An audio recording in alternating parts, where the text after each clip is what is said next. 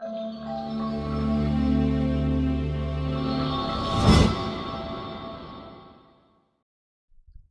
Mpapai Digital, ili uwe wa kwanza kupata video zetu. Tafadhali tunaomba usubscribe, lakini pia usisahau kulike na kushare. Asante. Yeye ametamani watu watulie, mambo yanayofanywa na uongozi yako vizuri, maamuzi yatakayotoka yatakuwa vizuri na yatakuwa faida kwa wanalunyas. Nafikiri faida kubwa ni kwamba tunaenda kwenye dirisha la FIFA, kalenda ya shirikisho la soka duniani FIFA kwa ajili ya timu za taifa.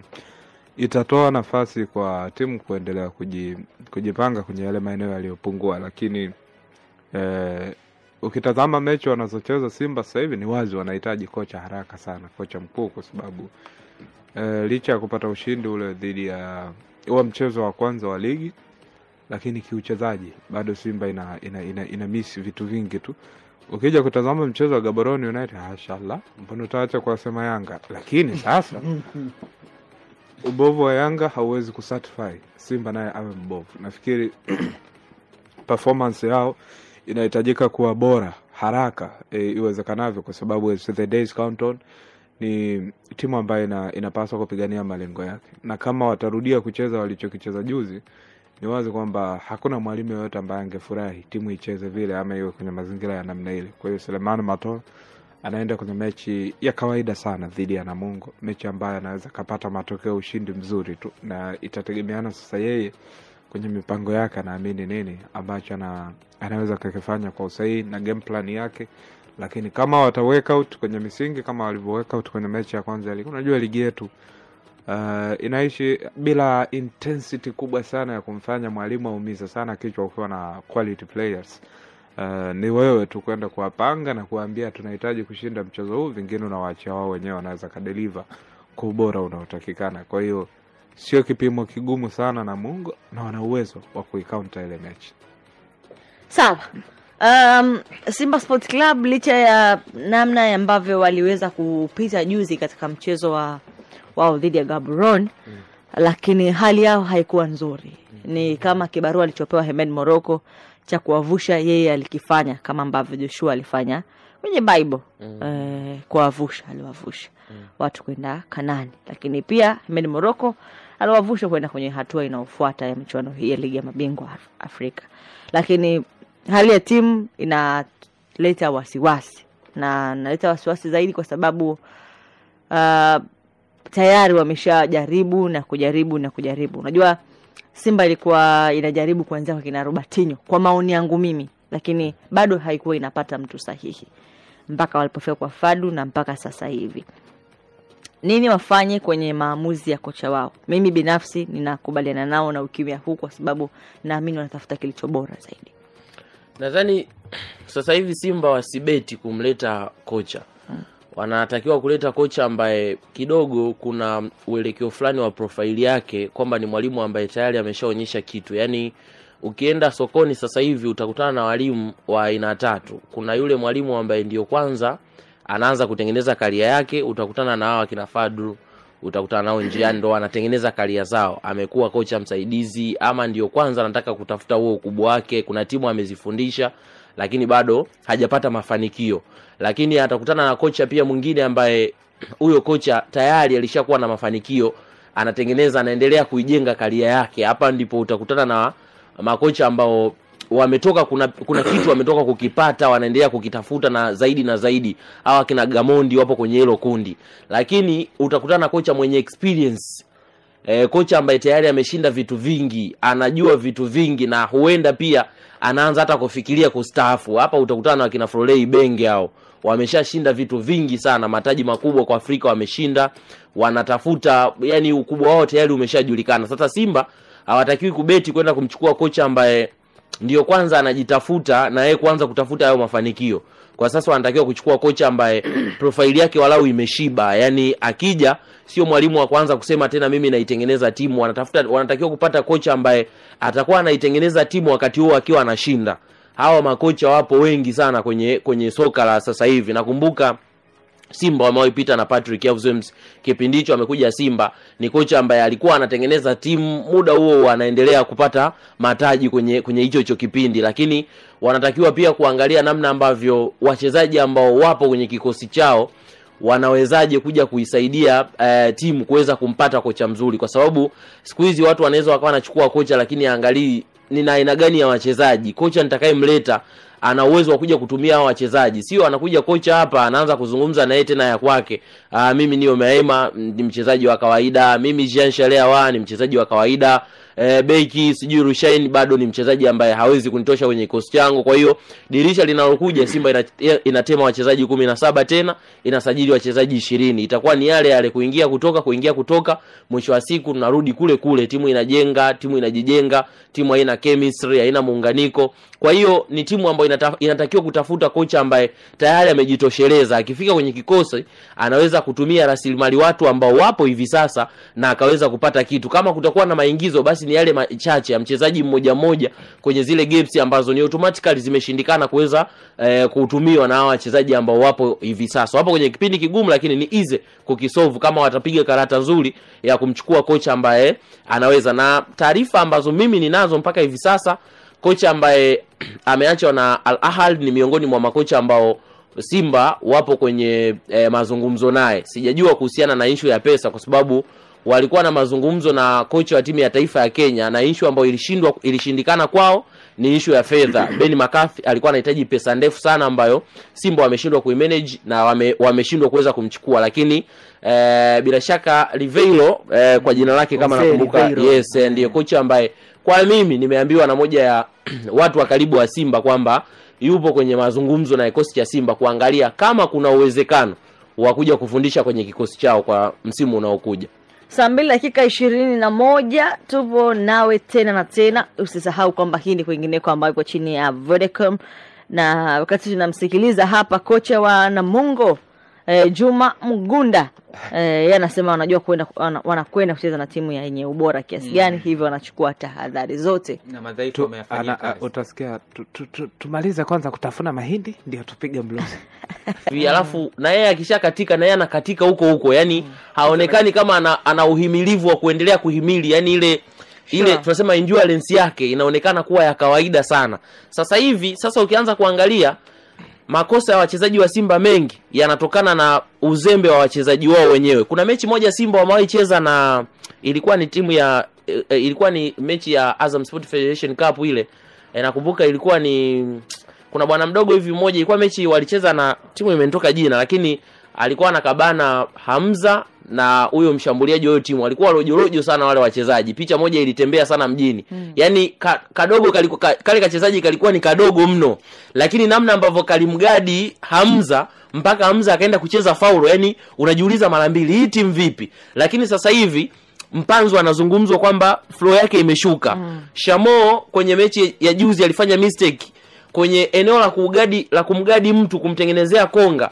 Jamaa yule akamsukuma mkono, jamaa akakosa balance, akabaki nyuma, akamchezea faulo. Kwa hiyo kuna kitu kama Simba kimekosekana sasa hivi, fitness yao ipo chini, lakini kocha wa fitness yupo, na ndio maana jana nimeona Simba wamemuongeza kocha Javi kwenye eneo lao la viungo. Ameenda pale kuongeza nguvu kwenda kuangalia namna gani ambavyo wanataka push timu kuirejesha. Na hisi nao Simba watakuwa wameshtuka, na ndio maana wameongeza watu kwenye hilo eneo. Kama inawezekana wakalisolve nalo likawa vizuri. Na niliona kuna mmoja mtu aliandika andiko lake akasema wachezaji wameshuka morali kwa sababu mwalimu ameondoka nini na nini, lakini sio kweli. Yaani kweli mwalimu kuondoka ndio wachezaji washushe morali kiasi cha kwamba mtu hata kukimbia zaidi uwanjani inashindikana, ilikuwa ni jambo dogo kabisa. Nimemsikiliza Morocco, nimemsikiliza Mgunda, nimemsikia Cheo, lakini sasa natamani tuzitatue kauli hizi tatu za Mgunda ambazo amezizungumza hapa. Kuna kitu nikisema off mic Upete, ni mchezo wa aina gani Namungo dhidi ya Simba Sport? Kama unanitega atanirudia. Shauri kuangalia kodi kama mjanja. Ni mchezo wa kawaida sana ambao bado nafikiri Namungo atakuwa na kazi ya ziada ya kuifanya dhidi ya Simba ambayo pia haijakaa sawa sana. Mmoja akitoboa ni ngumu. Inawezekana kwa sababu ni mpira, lakini kiuwezo na performance bado ana maswali mengi ya kujibu kuliko yale ya Simba. Na bahati nzuri ama mbaya hajabadilisha wachezaji wake wengi. Kundi kubwa ni lile wachezaji ambao walikuwepo msimu uliopita dhidi ya Simba ambaye anaendelea kupambana na kwenda kustruggle kujiimarisha ama kurudi kwenye nyakati zake za ushindi. Sijui namna gani ambavyo mwalimu atakuwa na mpangilio mzuri wa kuhakikisha anaizuia Simba, lakini moja kati ya changamoto yao kubwa ni eneo la umaliziaji pamoja na eneo la safu ya ulinzi. Hayo maeneo mawili yanafanya makosa mengi. Sasa ni maeneo ambayo kwa kawaida ndio yanaua au kuamua mechi. Ukiwa na striking nzuri utapata magoli ya kutosha na utadefend vizuri pia, kwa sababu si watu watakuwa wanaanza kumark kuanzia juu. Lakini ukiwa na safu mbovu ya ulinzi una asilimia nyingi za kufungwa zaidi, kwa sababu wewe muda wote ukipelekewa moto effective utalegeza tu. Sasa ile kulegeza ndio hapo watu wanakuja kufunga kirahisi tu. Nafikiri mwalimu ana wajibu wa kuhakikisha hiyo safu yake anakwenda kuiorganize vyema kuelekea kwenye mchezo huo. Vinginevyo si ajabu kama Simba wataanza kuendelea kutengeneza sifa zao pale, kwa sababu wanaweza kumnywa nyingi akiingia kichwa huyo. Anapaswa kuwa makini zaidi. Sawa. Tupo nao hapa kwenye kwingineko, na ndio wakati wako. Kuna watu wana tabia ya kumark territories wanasema akija nyumbani kamkoba anaacha, si ndio? Kipanda gari pale anaacha vihereni. Mnakubaliana nao? Wao puuze mwisho. Hiyo imenikumbusha si ndo ana mark territories, anaweka alama kwamba kuna mtu. Imenikumbusha story ya Nandi na Bilnasi. Nandi alikuwa akipanda gari ya Bilnasi. Anaangalia pale kwenye bluetooth ambazo ziliconnect kwenye gari. Anauliza hii ya nani, ya nani, ya nani. Sasa kuna watu pia wana tabia ya kufungua kwenye message, anaenda moja kwa moja kwenye M-Pesa. Message zinajaga pale, kuna ile M-Pesa. Anaenda pale anaangalia namna ambavyo unatuma hela. Recent ya. Kuna wale watu ambao wamewatumia hivi karibuni, inaonyesha. Sasa cha kufanya nenda kachukue app. Nenda kwenye app. Hapo na iloki hapo. Nenda kwenye app. Kwenye app kule hamna mambo hayo. Mpaka utafute history. Kwenye app pale unapochagua kuna option mbili, kuna kuchagua majina alafu kuna kuchagua recent. Kwa hiyo kama wewe dada unataka kujua kwamba bwana wako anatuma kwingine, nenda kwenye app. Sasa wewe ukitaka pia usijulikane, ukitaka usijulikane, ile app tia Face ID. Kwa hiyo nzuri, hata nalilie nakubali fingerprint, kwa sababu mtu analipia zake luku, analipia maji. Wewe unataka kukagua nini huko shehe? Mtu analipia maegesho ya magari eti upete. Inaonyesha kwa sababu app ya Vodacom kupitia M-Pesa app unaweza ukafanya malipo ya luku, ya maji, ukalipia maegesho ya magari, ukalipia fine za barabarani, ukalipia vitu vingi sana, ukalipia malipo ya vinyamuzi, ukalipia kutazama mpira sehemu, ukalipia bili za chakula na kadhalika. Ukamtumia rafiki yako. Umekuwa nisimtumie rafiki yangu jamani, unaenda kutazama nini kwenye recent, yule anajitokea mara nyingi. Unamsave tu mtu luku. Nafikiri pia kuna wakati ambao dakika moja upete.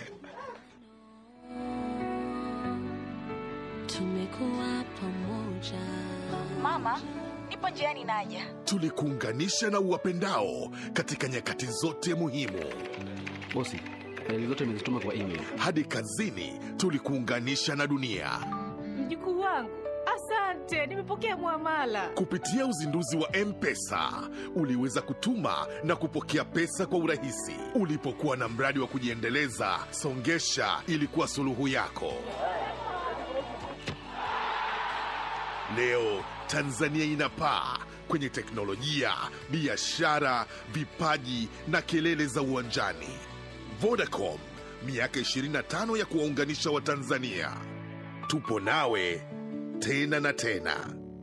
Vodacom, pamoja tunaweza. Mimi umeniuliza Lutengano ni yupi? Lutengano ndio huyu hapa. Lutengano mwenye kekundu. Umeshawahi kumsave mtu jina tofauti? Umeshawahi kumsave mtu jina tofauti na lile ambalo anatumia? Hapana, sijawahi. Mimi Kama umewahi? Yes. Tena sio mmoja. Na ni watu wengi tu nimewasave kwa unajua kuna code. Kuna wakati ambao nakusave kulingana na title yako, kuna wakati ambao nakusave kulingana na ulivyo. Kwa mfano kuna mtu ni msumbufu tu. Sasa ile namna ambapo yani yeye anaweza akakupigia simu hata saa 8 usiku, hatuseme hana staha. Huyo ni Amanda Sasa yule namsave labda msumbufu. Okay. Au naweza nikanani au naweza nikasema yeah, man. Saa 2:31 tuko hapa kwenye bao la asubuhi na wewe. Sasa sio hiyo jinsi kwa sababu wengi tunaokorofishana mimi. Hata mwanaume kama una tabia hizo unapigwa hizo kunipigia simu mbona sio siku mtu anakupigia kufanya nini? Hebu upete tu. Kuna watu walisha kuna watu walisha kujua. Sasa mimi mwanamke anapigia sana amechanganyikiwa. Saa 2:31 tuko kwenye bao la asubuhi na hii ni kwingineko ambayo ipo chini ya Vodacom. Kuna mimi mmoja na trend sana mtandaoni kwamba Vodacom ametuma message anataka hela yake ya kodi. Alafu sasa kinachotokea mwamba kalala pale anaamshwa. Baba Vodacom anaomba umtumie hela yake. Kwa wanaume ni kitu cha kawaida sana kukana. Kwamba mimi si utakuwa umekosea bwana. Lazima yani katika kitu ambacho unatakiwa kuwa makini ndio hicho. Hata kama kuletea video hii hapo wanasema sio mimi. Saa 2:31 kwa majira ya Afrika Mashariki tuko hapa kwenye kwingineko na tunaimaliza kama ifuatavyo. Tumemsikia Mgunda, tumepata tathmini ya Upete. Lakini wakati unasema hivyo bana nikikana leo litakufa. Okay. Ukipewa video sema AI mama. Ulimwengu ushabadilika. Umenikumbusha jambo. Cheo. Tunaye hapa Mgunda amezungumza vitu vingi sana na pengine nadhani ni mechi chache sana. Mimi toka namfahamu Mgunda ameshawahi kushinda mechi against Simba. Jamani. Labda alikuwa Simba. Against, ukiambiwa against. Anyway, tuambie mechi hii ya leo inatuleta ukakasi gani kwa Namungo kwa sababu ya kesho ya. Nafikiri kwa Namungo kuna vitu viwili sasa hivi. Simba ipo kushindana na nyakati ambazo wanazo hivi sasa. Ina maana kivyovyote wachezaji, viongozi na kocha ambaye atakuwa amepewa dhamana ya kuiongoza Simba atakuwa anafanya kitu kuwaonyesha watu kwamba bado Simba ipo imara. Na hilo viongozi wameanza kulizungumza tangu mchezo uliomalizika na ulifanya miongoni mwa watu ambao ulifanya nao mahojiano nilimsikia pia akizungumza kwamba wanarudi kwenda kuangalia namna gani ambavyo wanaweza wakairejesha Simba kwenye njia. Wakati mechi imemalizika iliyopita, Ahmed alisema mganga amefanya kazi, jini ametoka lakini mganga hoi. Kwa maana ya kwamba ye mwenyewe aliona namna ambavyo kikosi chao kilihangaika kwenye kupata matokeo. Sasa mechi dhidi ya Namungo unaweza ukawa ni mchezo wa kurejesha yale matumaini ambayo wana Simba walikuwa wameyapoteza. Na ukizingatia hivi sasa ni kweli Simba ipo kwenye nyakati ngumu. Na timu kubwa muda wote huwa zinatumia michezo ya kawaida kama hii, zinafunga walau magoli mengi, kurejesha, kucheza mpira mzuri ili kuwarejesha walau watu ambao walikuwa wanaonekana kupotea na kutengeneza mazingira mazuri ili kuja kufuata mchezo ambao wanakuja, na mchezo unaokuja ni mchezo wa kimataifa. Na naamini ya kwamba sasa hivi timu zinaenda mapumziko kupisha kalenda ya FIFA. Sure. Kwa hiyo kutakuwa na muda mwingi wa hapa kama mwezi mmoja ambao Simba watakwenda kujiandaa, ambao naamini pia wanaweza wakarejesha hiki ambacho kimepotea na wakarudi kwenye ubora. Na Mungo sio timu ya kwenda kuizuia Simba. Sio tu kwa sababu ya timu ya Simba ni kubwa ama kwa Simba labda ina quality nzuri, ni kwa sababu pia ya quality ya kikosi cha Namungo ambacho wanacho hivi sasa. Michezo ambayo tayari wamecheza kwenye ligi, na bahati nzuri nimetazama michezo yote, sijabahatika kumuona Namungo akiwa na utofauti mkubwa. Yaani mimi kitu ambacho huwa nalia na hizi timu za madaraja ya kati ni kwamba wana wachezaji wengi sana ambao wanacheza wametoka kwenye hizi timu kubwa wamekuja kucheza kwenye timu zao. Wachezaji wengi sana. Wachezaji wengi ambao wametoka kwenye hizi timu kubwa wamekuja huku, asilimia kubwa wengi huwa wanaona wameshamaliza mpira. Kwa hiyo wakija huku ni muda wao wa kuendelea kucheza tu, kubuy time, waendelee kuonekana bado wapo kwenye karia ya kucheza, lakini ni wachache ambao huwa wanaamini kwamba narudi Namungo na kwenda kutafuta nafasi kesho na kesho kutwa narudi kuja kucheza kwenye hizi timu kubwa. Wamepita kina Beno, wamekuja pale, wameondoka. Sasa hivi Beno wameenda Mbeya City, hakuna kitu wamefanya. Wamepita hawa kina Habibu Kiombo walikuwa Simba, wamezunguka vilabu 3-4, wameenda sasa hivi wapo Mbeya City. Wamepita wachezaji wa kina Balama Mapinduzi, wamezunguka, licha ya kwamba Balama kesi yake inawezekana ni kan tofauti kwa sababu ya injury ambayo ndio ilimrejesha, lakini bado hajarudi kwenye ubora kama ule ambao tulikuwa tunautarajia. Wachezaji wengi wa kina Saidi Ndemla, kina Hassan Dilunga, kina nani, wengi wametoka kwenye vilabu vikubwa, wameshuka huku chini, lakini hakuna kitu ambacho wamekionyesha. Nina imani kama hizi timu zingekuwa walau zinaweka nusu kwa kikosi, kwa sababu mfano sasa hivi unaweza kaona JKT Tanzania, moja ya vitu ambavyo vimempa uhimilivu msimu uliopita ni kuwa na wachezaji wengi ambao walikuwa hawapo ligi kuu lakini wana njia kwenda kutafuta kitu. Kina Bausi, kina mchezaji wameenda Simba, wamekuja sasa hivi wakina Nangu wametoa TMA wamewaleta pale, wamefanya vizuri na wamekuja kuonekana sasa hivi wamepata pesa, lakini pia wamesaidia timu imemaliza nafasi ya 6 kwenye ligi. Kwa hiyo hizi timu za daraja la kati asilimia kubwa wanahukumiwa na aina ya vikosi ambao huwa wanakuwa navyo. Na niwaambie kitu,